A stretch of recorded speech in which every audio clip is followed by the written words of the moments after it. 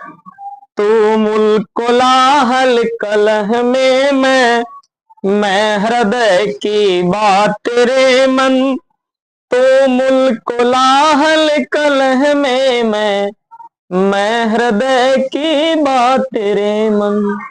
Hello दोस्तों, subject music में आप सभी का हार्दिक अभिनंदन है। और आज मैं आप लोगों को फिर से एक बार क्लास 12th के हिंदी दिगंत भाग 2 के कुछ क्वेश्चन उत्तर लेकर आया हूं, जो बिहार बोर्ड 2025 के लिए वेरी वेरी इंपॉर्टेंट है। और ये मेरा वीडियो नंबर 6 है। कितना है वीडियो नंबर 6? इसके पहले हम वीडियो नंबर 5 तक बना चुके हैं, जिसमें 12 वीवीआई क्वेश्चन डाल चुके हैं। कितना? 12। और आज के वीडियो नंबर 6 में 13, 14, 15, 16 और 17 कुल मिलाकर कितने क्वेश्चन डाले हैं? 5 वीवीआई क्वेश्चन डाले हैं, जिसमें नेसेसरी मैं कह सकता हूं, मतलब नेसेसरी इसमें से, इन 5 क्वेश्चन में से एक क्वेश्चन पूछने वाला है बिहार बोर्ड इस बार 2025 के एग्जाम में। बोलिए यस या नो?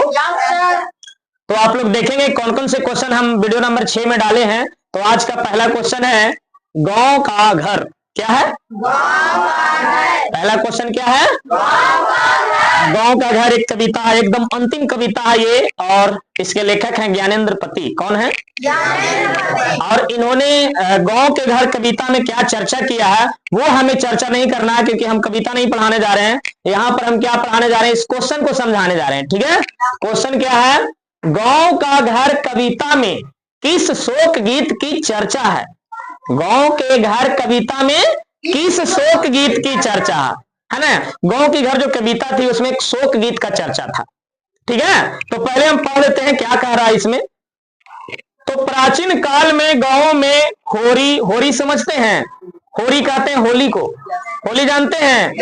हाँ, होली सब लोग जानते हैं। होली खेले रघुबीरा अवध में, होली खेले रघुबीरा। सुने आप लोग?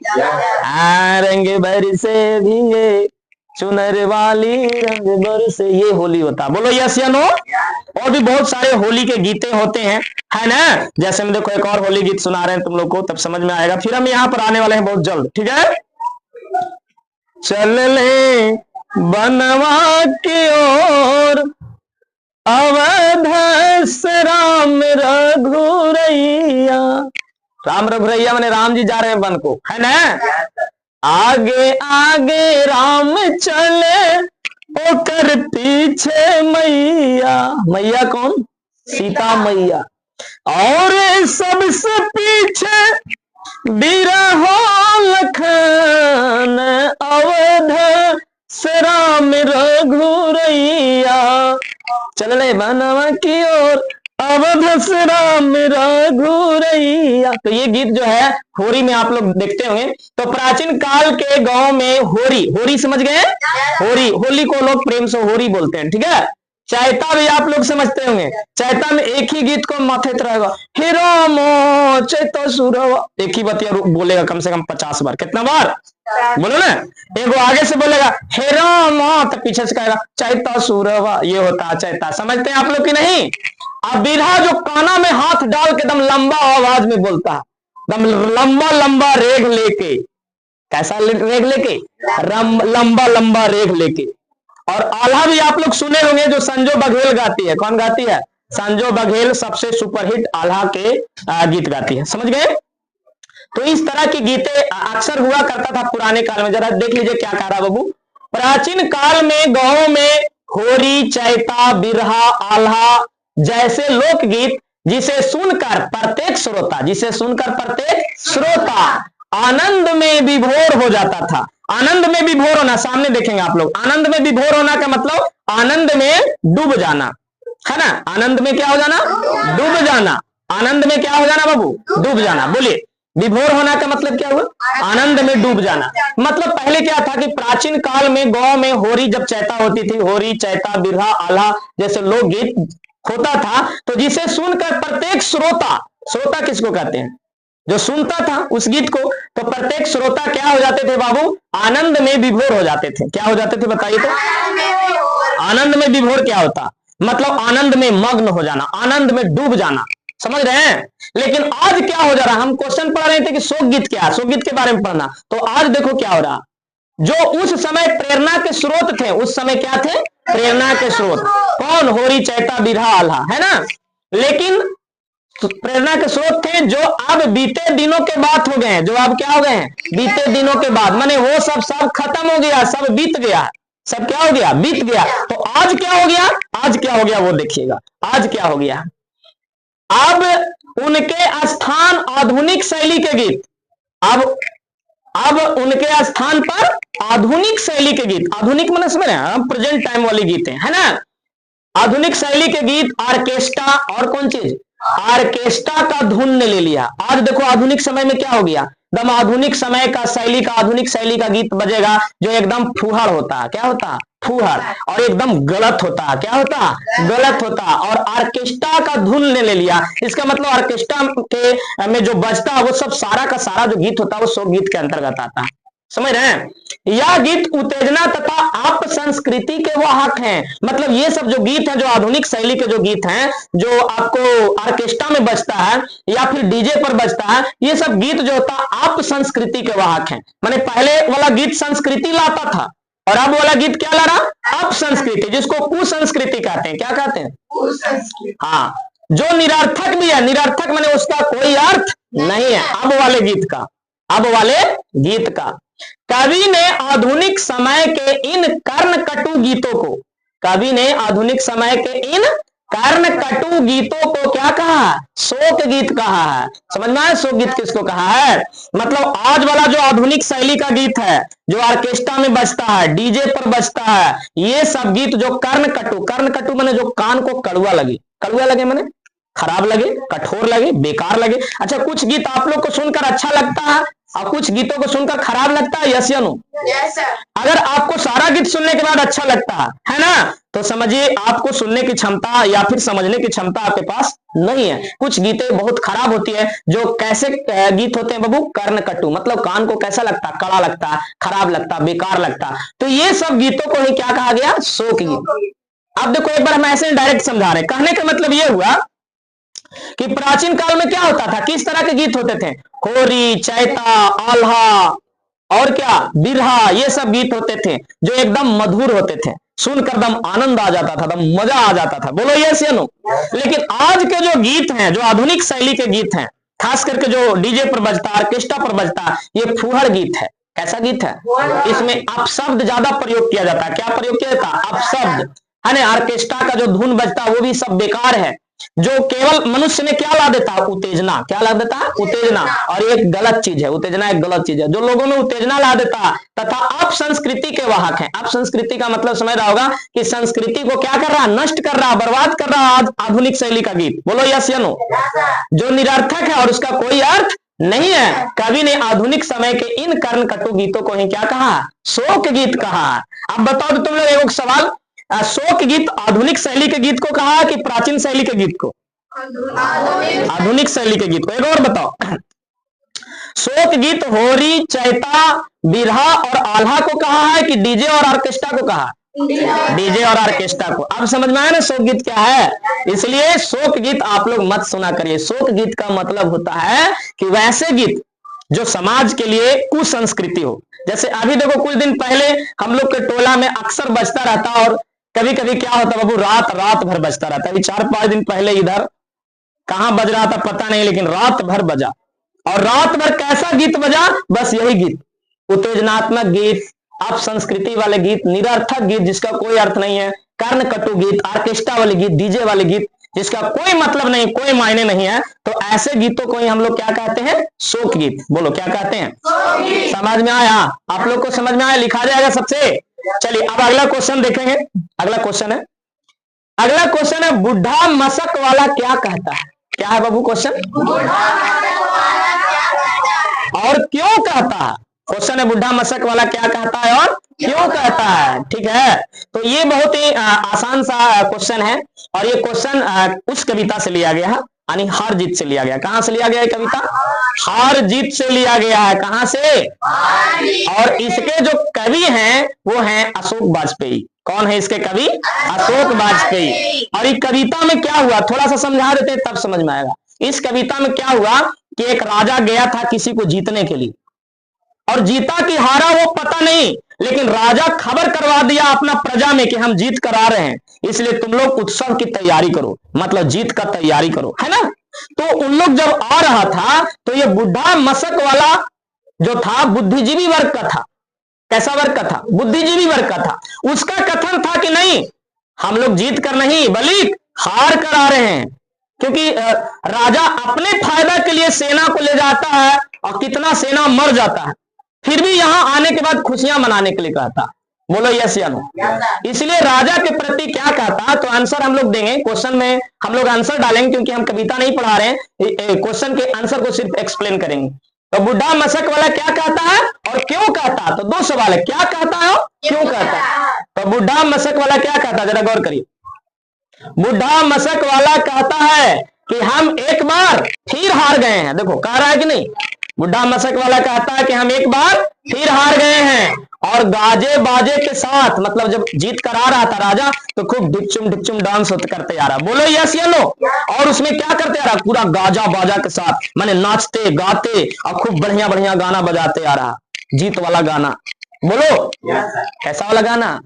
हाँ, तो क्या लिख रहा, बुढ़ा मशक वाला कहता है कि हम एक बार फिर हार गए और गाजे बाजे के साथ हमारी जीत नहीं, हार लौट रही है। क्या लौट रही है? हार।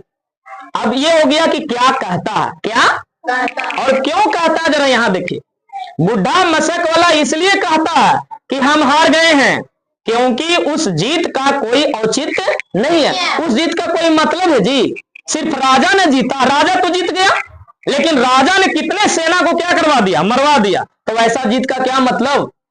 हम लोग के घर में गांव में एगो के मौत हो जाता है तो सब लोग रोने लगते हैं, सब लोग दुखी हो जाते हैं। और राजा, पहले के जो राजा होता था वो करता क्या था, अपने साथ सेना लेकर गया 1 लाख और वापस आ रहा है कितना, 50,000। तो अपना खाली जीत हासिल करने के लिए 50,000 का बलि चढ़वा दिया। बोलो यस या नो। तो ऐसा जीत का कोई मतलब होगा? तो समझो जीत नहीं बल्कि हमारी हार है। हम 1 लाख जाते हैं और 1 लाख ही आते हैं, तब समझो हमारी जीत होती। बोलो यस या नो। लिख रहा क्योंकि उस जीत का कोई औचित्य नहीं है, यह जीत सिर्फ दिखावा है। क्या है? दिखावा। सिर्फ दिखाने के लिए तो जीत है, सिर्फ दिखाया ही नहीं गया कि हम जीत गए हैं, लेकिन 50,000 मर गया, उसका क्या मोल, उसका कोई मोल नहीं। जिससे जनता के साथ छल और धोखा किया जा रहा, जिसमें जनता के साथ क्या किया जा रहा, छल और धोखा किया जा रहा। बोलिए यस या नो। और लिखा बाबू, धोखा किया जा रहा और सत्य को छिपाया जा रहा। सत्य को क्या किया जा रहा, छिपाया जा रहा। सत्य को क्या छिपाया जा रहा, अगर मरता 50,000 तो यहां बताया जाता कि 1,000 मरा। ट्रेन दुर्घटना में मौत हो जाता है कितना, 1,000, लेकिन बताया जाता है कि 50 आदमी दुर्घटना में मारे गए। बोलिए यस या नो। तो छिपाया जा रहा है बाबू। यह राजा के झूठे प्रचार तंत्र का खेल है। इसमें न जीत शासक की हुई है, न सेना की, और ना नागरिक की। यहां पर ना लिख देना, और ना नागरिक की। हम सभी क्या हो गए हैं, हार गए हैं। कहने का मतलब है कि इसमें ना जीत शासक की हुई है, शासक माने राजा, ना सेना की, मतलब जो लड़ने गया था उसका भी नहीं हुआ, और ना नागरिक की। हम सभी क्या हो गए हैं, हार गए हैं। समझ गया कि नहीं समझा? चलिए एक और क्वेश्चन है। अगला क्वेश्चन है क्वेश्चन नंबर 15, और क्वेश्चन कह रहा हरचरना कौन है, उसकी क्या पहचान है। हरचरना कौन है और उसकी क्या पहचान। तो देखो यहां पर लिखे हैं, हरचरना आम आदमी का प्रतिनिधित्व करता है। हरचरना कौन आदमी का प्रतिनिधित्व करता है, आम आदमी का। अच्छा ये कौन कविता से लिया गया है ना, तो आप लोग को बता देते हैं, ये अधिनायक कविता से लिया गया। कहां से लिया गया, अधिनायक। कहां से, अधिनायक कविता से लिया गया, जिसके कवि हैं रघुवीर सहाय। कौन है, तो अधिनायक कविता में हरचरना के बारे में पूछा गया कि हरचरना कौन है। तो चलिए आंसर देते हैं। हरचरना आम आदमी का प्रतिनिधित्व करता है। वह एक फटेहाल, वह एक फटेहाल गरीब बदहाल लड़का है। कैसा लड़का है, गरीब है, बदहाल है और फटेहाल। फटेहाल का मतलब उसका हालत दम फटल है, मतलब हालत खराब है। और गरीब को मतलब समझ ही रहा, और बदहाल माने उसका हालत दम बदतर है। समझ रहे हैं। और जो कहां जाता है, स्कूल जाता है। कहां जाता है, लेकिन प्रतिनिधित्व का मतलब हो गया कि हरचरना आम आदमी का प्रतिनिधित्व करता है। इसका मतलब जो आम नागरिक हैं उन सबों के बारे में कहा गया। बोलिए यस या नो। अब इसमें ये लिखा था कि उसकी क्या पहचान है, उसकी पहचान बताना, आइडेंटिफिकेशन बताना है। बोलिए यस या नो। हरचरना की पहचान एक गरीब छात्र के रूप में है। किस छात्र के रूप में? गरीब छात्र के रूप में, जो फटा हुआ हाफ पैंट, देखो पहचान क्या, कैसा पैंट पहन ले रहता था? फटा हुआ हाफ पैंट, जिसको फटा हुआ हाफ पैंट को यहाँ सुथन्ना कहते हैं। क्या कहते हैं? सुथन्ना। किताब में लिखा सुथन्ना। क्या लिखा? तो सुथन्ना का मतलब होता है फटा हुआ हाफ पैंट, या फिर बोल सकते हैं प्राचीन काल के ढीला ढाला पैंट। प्राचीन काल के, ये देखो ये मेरा पैंट कैसा टाइट, लेकिन वो कैसा रहेगा? ढीला ढाला। बोलो प्राचीन काल के ढीला ढाला पैंट को क्या बोला जाता था? सुथन्ना। और वो भी फटल, कैसन? हाँ, प्राचीन काल के ढीला ढाला फटा पैंट को बोलते थे सुथन्ना, है ना। तो लिखा हरचरना की पहचान एक गरीब छात्र के रूप में है, जो फटा हुआ हाफ पैंट सुथन्ना पहने राष्ट्रीय त्योहार के दिन। किस दिन? तो राष्ट्रीय त्योहार क्या होता है? 26 जनवरी, 15 अगस्त, 2 अक्टूबर, ये तीनों राष्ट्रीय त्योहार होता। तो राष्ट्रीय त्योहार के दिन झंडा फहराए जाने के जलसे में, झंडा फहराए जाने के माने कार्यक्रम में, है ना, झंडा फहराए जाने के कार्यक्रम में क्या गान कर रहा? राष्ट्रगान दोहराता है। समझ में आया उसकी पहचान क्या है? उसकी पहचान क्या है? तो हरचरना की पहचान एक गरीब छात्र के रूप में है, जो फटा हुआ हाफ पैंट सुथन्ना पहने राष्ट्रीय त्योहार के दिन झंडा फहराए जाने के जलसे में राष्ट्रगान दोहराता है, यानी राष्ट्रगान गा रहा है। बोलो यस या नो। सोच लो इसका मतलब, इतना गरीब बालक, इतना गरीब बालक, फटे हाल बदहाल व्यक्ति भी राष्ट्रगान गा रहा है बाबू। और तुम लोग को ये बात मैं याद दिलवाता हूं कि जब 26 जनवरी 15 अगस्त आता है तो आप लोग को इनविटेशन देते हैं, कार्ड देते हैं, बुलाते हैं, फिर भी आप लोग सभी लोग ना आते हैं, तो समझिए अपने देश के साथ क्या कर रहे हैं? गद्दारी। देश के साथ क्या कर रहे हैं? एक आम आदमी का ये हाल है, और तुम लोग एक पढ़ा लिखा हुआ का अगर ये हाल रहेगा तो बहुत क्या हो जाएगा? बेकार हो जाएगा। इसलिए अपने देश के प्रति प्रेम करो, है ना। और एक बार सब लोग बोलो आई लव माई इंडिया। बोलो तो thank you, best of luck. बहुत सारे लोग अभी तक नहीं बोले, सब लोग बोले, एक बार और बोलिए तो सब लोग। Thank you. अब आगे देखिए, अगला क्वेश्चन क्या है बाबू? हृदय की बात का क्या अर्थ है? क्या है? और यही कविता को मैं शुरुआत में गुनगुना रहा था, है ना। यही कविता हृदय की बात का क्या अर्थ है, और ये कहां से लिया गया? तो ये कविता तुमुल कोलाहल कलह में से लिया गया। कहां से? तुमुल कोलाहल कलह में से लिया गया है। ठीक है, बोलिए यस नो आप लोग। तुमुल कोलाहल कलह में, और इसके कवि हैं जयशंकर प्रसाद। कौन है? तो उन्होंने इस कविता में हृदय की बात बताया। जरा यहाँ गौर करिए, कोई नहीं देखेंगे हृदय की बात क्या होता है बाबू, है ना। तो इस कविता में क्या दोहराया गया बाबू? यहाँ पर देखिए, हृदय की बात को पहले समझाते हैं कि हृदय की बात क्या होता है। ठीक है, जब मन घनघोर कोलाहल, अशांति और कलह से घिर जाती है, ये सब क्या होता है? कोलाहल माने हल्ला शोरगुल, है ना, और अशांति माने जहां झगड़ा उगड़ा हो, सॉरी अशांति लिखा गया, हाँ अशांति माने जहां झगड़ा उगड़ा होता रहता। बोलिए यस या नो। और क्या लिखे? कलह। कलह हम झगड़ा को ही कहते हैं, तो मतलब झगड़ा हो रहा हो तो जिससे लोग अशांत हो जाते हैं, कोलाहल है, वहां हल्ला ज्यादा हो रहा, तो वहां से अगर आपका मन वहां घिर जाता, मन वहां क्या हो जाता? घिर जाता, तब हृदय की बात, तब कोई अगर हृदय की बात करे, माने दिल की बात करे वैसा समय में, तो मस्तिष्क को शांति पहुंचाकर क्या देती है? आराम देती है। देखो हृदय की बात क्या है, समझ लीजिए। जब मन घनघोर कोलाहल, अशांति और कलह से घिर जाती है, तब हृदय की बात ही मस्तिष्क को शांति पहुंचाकर क्या देती है? आराम देती है। समझ में आया? श्रद्धा ने अपने हृदय के बात से ही मनु को शांति एवं आराम प्रदान की थी। श्रद्धा ने क्या की थी? अपने हृदय के बात से ही मनु को शांति एवं आराम प्रदान की थी। श्रद्धा के द्वारा मनु के लिए कही गई बात को ही क्या कहा गया है? हृदय का बात कहा गया। अब ये आप लोग सोच रहे होंगे सर श्रद्धा मनु क्या है? तो क्या था बाबू? तुमुल कोलाहल कलह में श्रद्धा नाम की एक नारी थी। क्या थी? श्रद्धा नाम की एक नारी थी, और एक नर था जिसका नाम था मनु। क्या नाम था? मनु। तो क्या होता है कि श्रद्धा और मनु के प्रेम से एक संतान उत्पन्न होता है। क्या उत्पन्न होता है? संतान। और उस संतान का नाम था मानव। क्या नाम था? तो मानव जब उत्पन्न होता है तो श्रद्धा जो माँ थी, कोई भी माँ जो होती है अपने बेटे पर भी ज्यादा ध्यान देगी, तो थोड़ा उसका ध्यान बट जाता है, और ध्यान मानव पर देने लगती है, यानी अपने बेटे पर देने लगती है, जिसके कारण पति पर से प्रेम थोड़ा सा हट जाता है, जिसके कारण मनु को लगता है कि यह मुझसे प्रेम नहीं करती है और वो अपने घर से बाहर निकल जाता है। घर से कहां निकल जाता है? और जब घर से बाहर निकल जाता है तो उसकी मुलाकात एक ईड़ा नाम की औरत से होती है। किससे? ईड़ा नाम की एक औरत से। लेकिन ईड़ा नाम से ही पता चल रहा, ईड़ा मतलब कीड़ा, मतलब वो जो थी गलत यानी दुष्ट नारी थी। कैसी नारी थी? उसने प्रेम जाल में पहले मनु को फंसा लिया और जब उसका जी भर गया, जब उसका जी भर गया माने मन भर गया, मन भी कभी कभी भर जाता है स्त्रियों का, ठीक है, तो जब मन भर गया तो उसने उसको क्या कर दिया? अपने घर से बाहर निकाल दिया। कौन कौन निकाल दी? ईड़ा। समझ में आया? पहले ये खुद घर से बाहर निकला मनु, और फिर किससे प्रेम किया? ईड़ा से। लेकिन ईड़ा का जब मन भर गया तो ईड़ा भी उसको बाहर निकाल दी, और जब बाहर निकाल दी तो वो जंगलों में भटकने लगा। कहां भटकने लगा? जंगलों में भटकने लगा, है ना, तड़पने लगा। कौन? मनु। और इधर श्रद्धा को जब ख्याल आया कि बहुत दिन से हमारा पति नजर नहीं आ रहा, तब वो उसे खोजने के लिए निकलती है। क्या करने के लिए? क्योंकि वो एक अच्छी महिला थी, बहुत ही संस्कारी महिला थी। बोलो यस या नो? तो अपने पति को खोजने निकल जाती है, और जब खोजते खोजते जंगल में पहुंचती है और जब मनु मिलता है तब उसको अपने दिल की बात करती है। कैसी बात करती है? तो मनु को दिल की जो बात कही थी ना, वही इस कविता में लिखा गया, तुमुल कोलाहल कलह। तुमुल कोलाहल कलह में क्या? मनु को जो समझाई थी, कौन?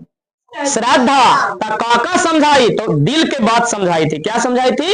तो यही यहाँ पर आंसर में लिखा गया कि हृदय की बात का क्या अर्थ है। तो देखिए यहां से लिखा है कि श्रद्धा ने अपने हृदय की बात से ही मनु को शांति एवं आराम प्रदान की थी। बोलो लिखा हुआ है कि नहीं? श्रद्धा के द्वारा मनु के लिए कही गई बात को ही क्या कहा गया? हृदय की बात कहा गया। हृदय में दिल की बात, हृदय का बात का मतलब क्या हो गया? दिल की बात। आप लोग मोदी जी के सुने होंगे ना, मन की बात। रेडियो पर पहले मोदी जी की मन की बात आता था। बोलिए यस या नो? तो मन की बात माने मोदी के दिल की बात, हृदय की बात। तो यहां हृदय की बात का अर्थ हुआ कि जो श्रद्धा ने मनु को समझाया था अपने हृदय की बात, वो उसी को हृदय की क्या कहा गया? बात कहा गया। बोलो समझ में कुछ आया आप लोग को? है ना? तो हृदय की, अच्छा आप लोग बताइए, तो इसमें क्वेश्चन ऑब्जेक्टिव, हृदय की बात कौन कही थी? किसके लिए कही थी? क्यों कही थी? उसे आराम और क्या देने के लिए? शांति देने के लिए, ताकि उसका दिमाग जो तनाव में है, जो टेंशन में है ना, जो अशांत है, वो सब क्या हो जाए? शांत हो जाए और वह टेंशन मुक्त हो जाए। क्योंकि उसका जो पति था भटक गया था। क्या हो गया था? उसका पति भटक गया था। बोलो यस या नो? चलिए अब अगला क्वेश्चन है, एक और क्वेश्चन, अंतिम क्वेश्चन है ना? अगला क्वेश्चन है, चातकी किसके लिए तरसती है? ये क्वेश्चन भी इसी चैप्टर से है, तुमुल कोलाहल कलह में से ही। समझ गया? चातकी किसके लिए तरसती है? तो आंसर देखिए लिखा बाबू, चातकी नाम का पक्षी, चातकी नाम का स्वाति की एक बूंद के लिए तरसती है। स्वाति की एक बूंद के लिए तरसती है। तो आप लोग सोच रहे होंगे स्वाति क्या सर लड़की है? नहीं, स्वाति देखो क्या बाबू, आप लोग मौसम जानते होंगे, काना, हथिया, चित्रा। बरसात के मौसम में सुने हैं, हथिया चढ़े चित मड़राए, बैठल बैठल किसान डरिया, ऐसे वो कहावत है। बोलो यस या नो? तो उसी में एगो मौसम है ना, एगो नक्षत्र है जिसका नाम है सेवाती। जरा तुम लोग कहते हो, जरा तुम लोग क्या कहते हो? सेवाती। उसी को स्वाति कहा गया। ठीक है? तो चातकी नाम का पक्षी स्वाति की एक बूंद के लिए, मतलब चातकी कैसा पक्षी है से सुन लो, चातकी पानी पीने नहीं करती है, खाली स्वाति जब बरसती है ना, अरे स्वाति नक्षत्र बरसती है। हथिया चित्रा क्या है? जब हथिया चित्रा आता तो पानी बरसता हथिया चित्रा में, तो स्वाति में भी बरसता। तो वो पानी हथिया चित्रा वाला नहीं पीती है, वो सिर्फ स्वाति मौसम वाला पानी पीती है, स्वाति नक्षत्र वाला पानी पीती है। समझ में आया? हाँ, तो देखो यहाँ क्या लिखा, चातकी किसके लिए तरसती है? तो चातकी नाम का पक्षी स्वाति की एक बूंद के लिए तरसती है। वह सालों भर स्वाति के जल का क्या करती है? प्रतीक्षा, वेट करती है, इंतजार। किसका? स्वाति के जल का। जब स्वाति की बूंदे आकाश से गिरता है, जब स्वाति की बूंदे आकाश से तभी वह जल ग्रहण करती है। समझ में आया? आप लोग सोच रहे हैं सर ये चैप्टर में कैसे आ गया हृदय की बात वाला, तो देखो इसको भी थोड़ा सा समझा देते हैं। मनु को कौन समझा रही थी? श्रद्धा। तो श्रद्धा समझाते हुए कहती है, श्रद्धा समझाते हुए कहती है, एक पंक्ति था और श्रद्धा ने उसको समझाया था। किसको समझाया था?